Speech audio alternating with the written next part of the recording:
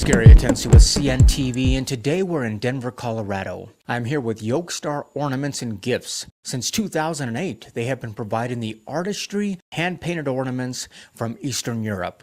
I'm here with Lucy and Randy. Thanks, folks, for joining up with us. Why don't you share with us how you got involved doing this? Well, as I said, I was living in Ukraine, married my wife in Ukraine, and I lived there for 11 years before I ever came back to America. So America was kind of a different place, and so I always wanted to buy a special ornament for my daughter, and their Santa Claus is not red, it's blue. And so I was looking for a blue Santa Claus. And I found one, but then we thought it was too expensive. Didn't buy it, went back the next time, it was gone. And so one of my things that I did in Ukraine, I taught English to IT professionals. And one of my students, he came to class one day and he had the ornament. And I said, well, where'd you get that? He says, well, there's a factory that makes these. And so I was excited. I mean, wow. I went home and told my wife, I said, we could sell these in America. About 6 months later, she says to me, Randy, let's go out and visit that factory that makes the ornaments. And I about fell off of my feet, the floor, or wherever I was. I was really surprised that all of a sudden she decided that that's what we wanted to do. I mean, that's pretty amazing. Obviously, she'd been thinking about it, even though she told you no on the forefront. Let me ask you this. Obviously, you decided to launch out and do this. Let's start off with the name here, Yolkstar. Why don't you share with me a little bit about that? Yeah, Yolkstar, you think the yolk, it's yolk, like egg yolk. No, it's not true, because yolka in Russian, it's a tree, it's a Christmas tree. And it is actually my last name. So everything was pointed to the Christmas for us. So we decided Stark is his name. So we put this together, Yolka and Stark, make it Yolkstar. Wonderful. That is a great story. We've got you here at one of the bigger Christmas shows here in Colorado, but you guys have expanded your audience, not only here in Colorado, but to a few other cities as well. Why did you feel that was important to share that with others? Well, it was kind of out of necessity. We started here in Denver. We brought ornaments, glass ornaments, and they were really unusual because Ukrainian ornaments, they were new to Ukraine, but they painted with their natural folk art. Okay. And people would come up there and they'd say, wow, I've never seen one. I'd say, are they Polish? And of course, people who were Ukrainian, they would come up and they recognized them. Sure. And so they were moved by it. And so that's all we had. We sold ornaments. And then the next year we decided that, or my wife decided, that there was a show in Philadelphia. One of the things, you started out seeking a particular gift for your daughter.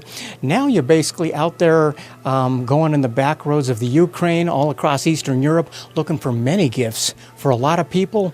I mean, is the hunt really kind of part of the fun? Yes, you see, we start with glass ornaments like over here, and then we expand to wooden ornaments. Wooden ornaments, painted ornaments, carved ornaments, and now we even sell chicken eggs as the ornaments. They are all painted by hand. They are nice, they're different. So each year, actually, we add different type of product to our display. I am actually new to retail. I was working in financial area before, and retail is very different. You always have to bring something new to people. I don't know, maybe I can't explain that, but this is how it works. So each year we bring something new. I see around me a lot of different ornaments, some gifts. Let's start off first of all with some of these glass ornaments. We're talking about ornaments here that are mouth blown. I mean, that's a technique that really goes back all the way back to when we're talking BC and AD. Something that's been going on a long time. Is that something that really attracts a lot of folks, and is that quite interesting to showcase? Well, it does, because when you explain it to them, that how the people physically blow the glass, they're not Chinese perfect. So each ball, it has a different shape, and you can look at it. And then the painters, they individually paint all of those. And so they give a warm character. So each one of those are different. They may appear to be the same, but they're different. And that's what people like. And what she does, she can personalize them. They want their name on them and things like that. She personalizes them. And then so back in Philadelphia, she's got quite a following because families have bought an ornament. They come each year to add to their collection. And so we go to these special shows because people can find something unique. It's not like going to the big box stores and doing that. So, and as my wife was saying, as we were traveling around Ukraine, we meet these artisans that produce all of these things. And so none of this is mass produced. And so we've met about 95% of the artists personally. Now, I mean, like you said, nothing is mass-produced here. Everything you see pretty much is natural materials, if you will, and that's what makes it unique is the fact that people are able to pick these up and look at them. I mean, when I look at something like this that is handmade, it's almost like you almost feel a connection to the actual artisan who made this. It's almost an extension of their story, if you will. Is that kind of what you felt as you've worked both sides of that? That's true, yes. And, when meeting these people, I always ask them to take pictures of them because we've been writing blog about our travels, people we meet, and it's at our website. And we publish some pictures, information about the artists, so who is interested, they can read more. Obviously, a lot of ornaments I see around. That's what we started out with, talking Christmas ornaments as well. But you've got a lot more than just ornaments. You've got some great gifts here as well. Let's start off with one of the more popular, which is the Russian nesting dolls. Why don't you tell me the story of that a little bit? You want to go ahead? Okay, Russian nesting dolls, wooden dolls, and the other name for them is matryoshka dolls. And matryoshka in Russian, it's a matrion. Matryoshka, matrion of the family, so it's always female. That's why the shape of the doll is like that. It's very feminine. Yeah, and why nesting? Nesting, it's not. It actually came to Russia from Japan, because Russian Tsar received a gift from Japan. It was traditional Japanese doll. Nested doll, like a monk, one inside the other. And he loved it so much that he ordered to the artists who were serving his court to produce something like that. And they come with the idea of matryoshka doll. So it was many, many years ago, but now this art is so sophisticated. You can see these nesting dolls painted. We have them carved. We have like collectible, unique pieces. And again, we meet with the people who do them. And we have actually different price range for these dolls, from very small and low price to very expensive collectibles. So everybody can find what they want in this little shop that we have here. I mean, like I say, I see obviously quite a bit of Christmas decor here, but I also see from ornaments all the way to eggs. I mean, share with me what these eggs are called, and is this something that's given year-round, or is this given around the Easter season as well? Well, yes, I always mispronounce the name, but the egg was the beginning of life. And so what they would do, if I give you an egg, a painted egg, you come to my house, that was to wish you the best, good fortune. And so that was to honor you, was coming to my house with family. But then they'd also use it in their crops. They would put the eggs within their crops, wanting a good harvest. And so that was another tradition that people have missed, that, an egg is an egg and things of this nature. But going back to the Russian Tsar, when he saw the matryoshka, he wanted to make it something Russian. So you see the collectible ones, they're all fairy tales. So each doll is telling a story. We have this big egg here. That's the heart and soul of Ukraine folk art. I mean, when you're talking about giving a gift like that, it's kind of neat because we're talking about an heirloom almost, something that you would pass on from generation to generation. I would imagine these artisans are basically passing on their technique as well, generation to generation, and that's kind of a neat thing to share. I see around me here, like I say, ornaments, but I also see even home decor. I mean, you've got some great home decor. I see wall plaques here. I also see some candle holders. And share with me some of the other unique gifts that people are able to find here. And obviously, they can get these year-round because you have a website as well. Yeah, we have traditional Ukrainian carvings in our shop and here on display. So this is wood carving that made by people called Hutsul. Hutsul, they are Highlanders living in Carpathian Mountains of Ukraine. So they carry this art for generations from father to the son by centuries. And it's traditional design they have. They use traditional technique to produce them. And we always go there directly namely to the mountains where these people live, because they still live traditional lifestyle. What I notice here, I mean, there's got to be something said about actually holding some of these items. I mean, almost like you say, a connection. And obviously, a great place to start is with children. I see some great knitted toys you have here for kids as well. Tell me about the popularity of those.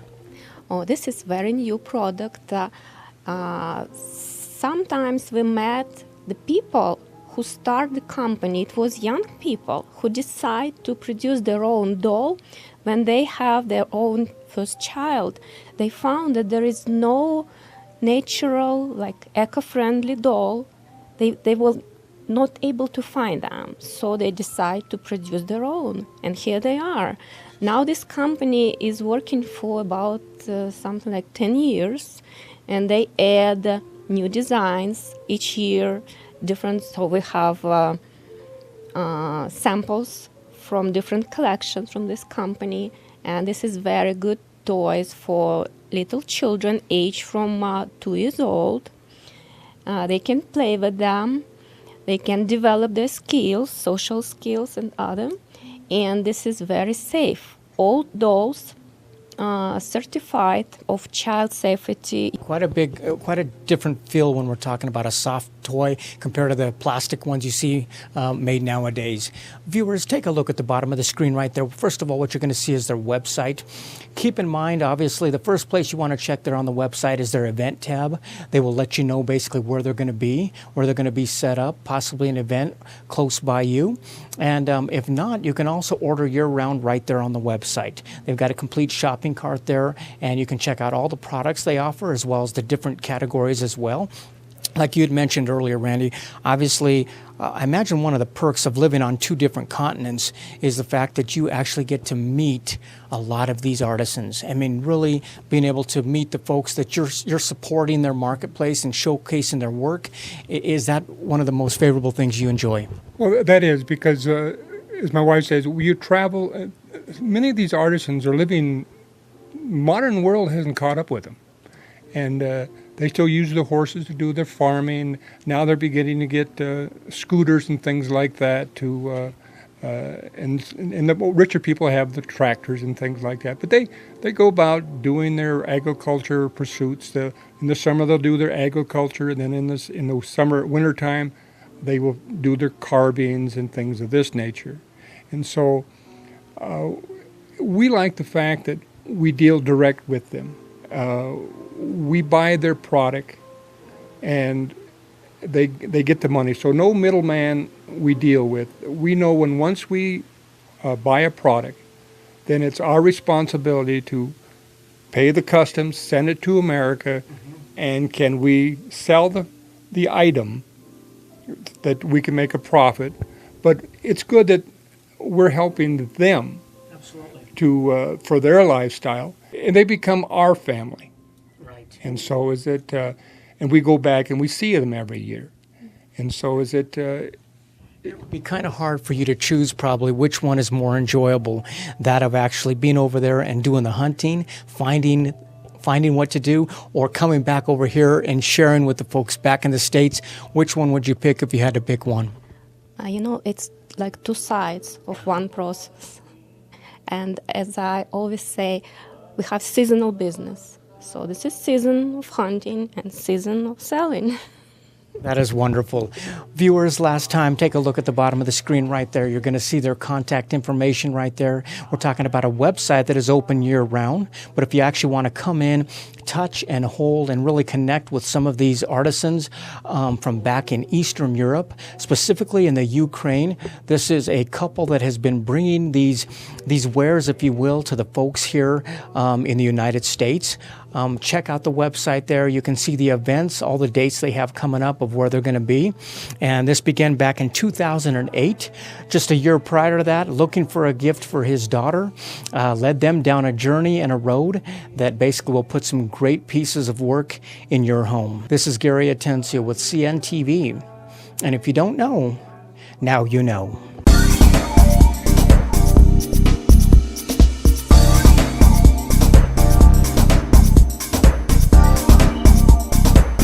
Desktop, laptop, and handheld computers and smartphones have become an integral part of our lives. When they work and do what we want, they're wonderful. But when they quit working, need an upgrade, become infected with a virus, or we just can't figure out how to get them to work the way we want, it can be overwhelming. We have your solution. We are your expert computer repair and service company that will solve your problems quickly. We offer computer repair, virus removal, software and hardware upgrades, network setup or troubleshooting, laptop and desktop sales, comprehensive diagnostics, data recovery, and much more. When you need someone who can get you up and running quickly, call us. We will be there.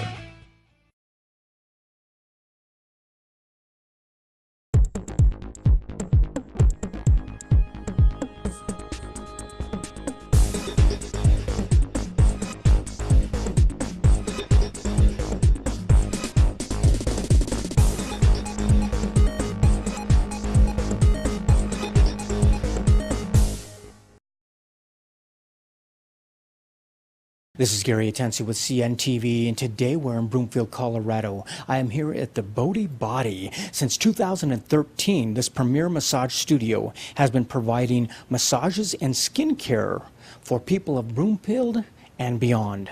I'm here with Stephanie, who is a certified massage therapist as well as the owner. Thanks so much for joining us here today. Let's start off a little bit about yourself. Why don't you discuss with us a little bit how it is you got involved in this type of industry of helping people? Sure, I just felt a natural connection to massage therapy. I love to help people, make people feel good, and massage is a great way to do that. Excellent. Let me ask you this. We've got a society now that we're constantly on the go. We're constantly plugged in. I mean, does it seem like we need to take more time for ourselves, pamper ourselves a little bit more than possibly even in the past?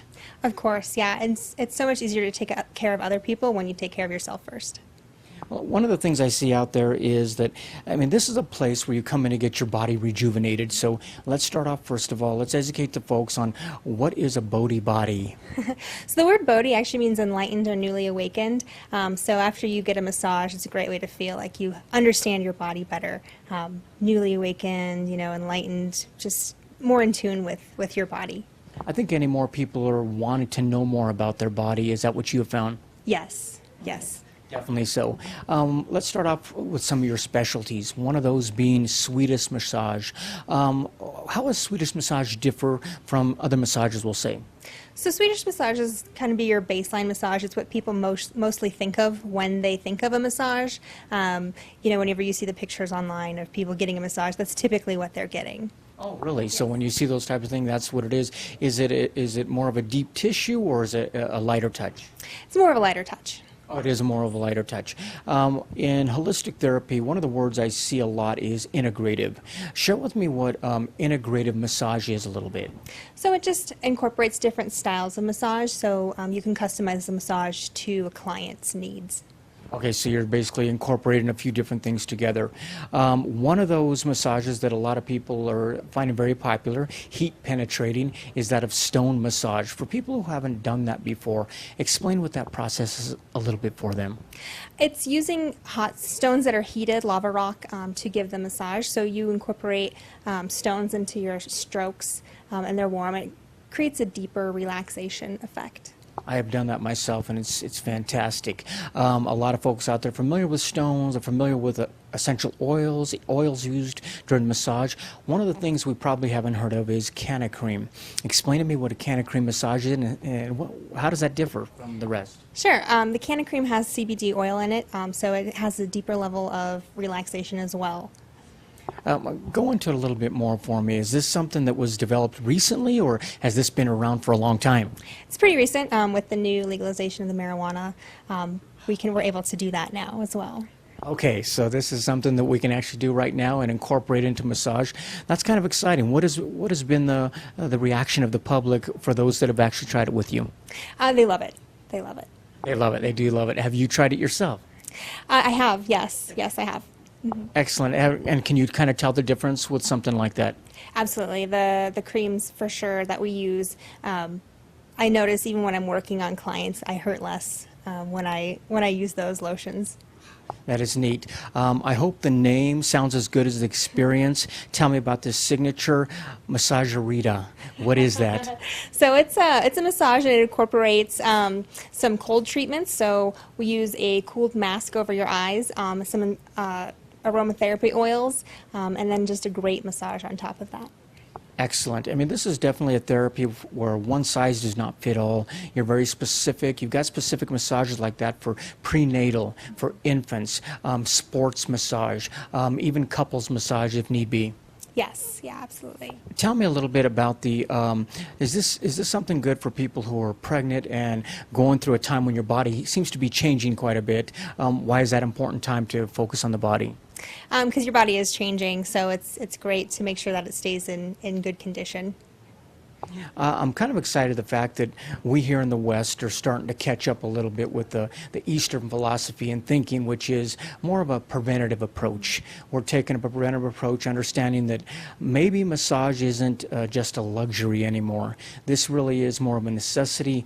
What are your thoughts on that? Absolutely, and I've seen people change over time, especially people who come in on a regular basis. They have a goal in mind. We can work with them to reach that goal. I myself have tried many types of massage before. I try to get in whenever I can. One of the therapies that I've never tried is that of a raindrop therapy. What is that? Explain that for me. Raindrop therapy uses essential oils along the spine to help correct some spinal issues. Now, do you pick specific essential oils based on what the person is needing, or pretty much the same? It's a specific protocol, so it has a predetermined set of oils. Excellent. If we have viewers out there that have never tried massage before, that's not a good thing. If we've got somebody out there, though, maybe a little nervous about trying a massage, are you able to consult with them and kind of educate them, walk them through the process? And yet at the same time, you make it very affordable for these first-time massage people. Yeah, absolutely. I help them through the process, make sure that they feel comfortable. You want somebody, especially their first time having a massage, to feel comfortable with the therapist in the process. Excellent. Viewers, take a look at the bottom of the screen right there. You're going to see their website. On the website, you're going to learn a lot more about their services that they're able to offer you right here in Salon Republic, located in a convenient location where a lot of activity is taking place for folks that really want to take the time and pamper themselves. You can also check them out on Facebook there. They've got blog posts which keep you apprised of a lot of the different modalities they're working with. They're always introducing a new type of services, and speaking of that, always adding new modalities as well as folks that can serve you right here. Let me ask you this. Obviously, this process for you is an educational one. You yourself have been a career advisor for many in the professional industry to get involved in this type. What about for consumers? Is it enjoyable and rewarding for you to educate folks on what is possible? Yes, that's one of my favorite things to do, is to educate people on their body, how to take care of themselves at home, so they can see long-term results. Wonderful. Long-term results. You can find them right here at the Bodhi Body, located in Broomfield, Colorado. Since 2013, everyone deserves to be pampered. This is Gary Atensi with CNTV. And if you don't know, now you know.